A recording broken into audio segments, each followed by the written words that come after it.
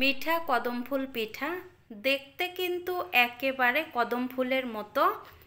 এই পিঠাটা দেখতে যেমন লোভনীয়, খেতেও অনেক অনেক মজার, আর বানানো তো আরও সহজ। যে কেউ এই পিঠাটা বানিয়ে সবাইকে খাওয়াতে পারেন এবং বিয়ের ডালায়ও রাখতে পারেন। মূল রেসিপিতে চলে আসলাম। প্রথমে চালের গুঁড়াটা সেদ্ধ করে নিব। এজন্য আমি 1 কাপ নিয়েছি জল। তারপরে এখানে দিয়ে দিলাম স্বাদ মতো লবণ। যখনই জলটা এরকম ফুটে উঠে যাবে, তারপরে আমি এখানে 1 কাপ দিয়ে দিব চালের গুঁড়া।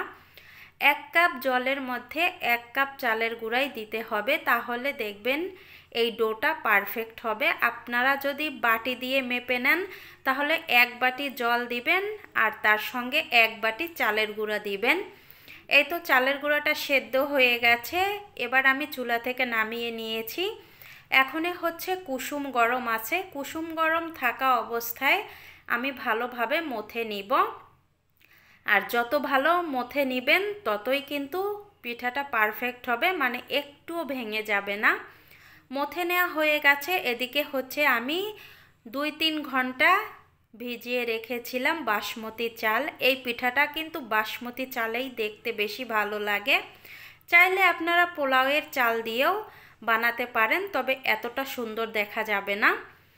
চালগুলো আমি 3 ঘন্টা ভিজিয়ে রেখেছিলাম, তারপরে জলটা ছেঁকে নিয়েছি। এই পাত্রে একটু তেল ব্রাশ করে নিলাম। এখনই হচ্ছে এখান থেকে একটু ডো হাতে নিব। আর কতটা মসৃণ হয়েছে এই ডোটা দেখে আপনারা নিশ্চয়ই বুঝতে পেরেছেন। এখন এই যে একটু ডো নিয়ে আমি গোল করে তারপরে হচ্ছে বাটির মতো করে নিব। বাটির মতো করে নিয়েছি।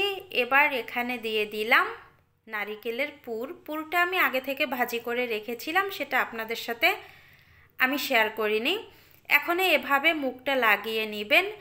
ডোটা যদি পারফেক্ট হয় একেবারে মুখটা লাগানো সহজ হবে, আর যদি পারফেক্ট না হয় তাহলে ভেঙে যাওয়ার সম্ভাবনা থাকবে। এই তো একটু গোল করে নিয়েছি। তারপরে হচ্ছে ভালোভাবে আমি চালের সাথে মিশিয়ে নিব। ভালোভাবে মিশিয়ে নিয়েছি। এবার চুলায় চলে যাব। সবগুলো তৈরি করা হয়ে গেছে। আগে থেকে জলটা আমি ফুটতে বসিয়ে দিয়েছিলাম। এখন এই ফুটন্ত গরম জলের মধ্যে পিঠাগুলো সেদ্ধ করতে বসিয়ে দিলাম। এবার ঢাকনা দিয়ে ঢেকে আমি 25 থেকে 30 মিনিট সেদ্ধ করে নিব। মোট কথা যতক্ষণ না চালগুলো ফুটে উঠে ততক্ষণ জাল করতে হবে। তবে আমার 25 মিনিটেই হয়ে গেছে। ঢাকনা তুলে নিয়েছি। এবার গ্যাসটাও বন্ধ করে দিয়েছি। এখন সৌন্দর্যের জন্য উপর দিয়ে একটু দিয়ে দিচ্ছি নারিকেলের পুর।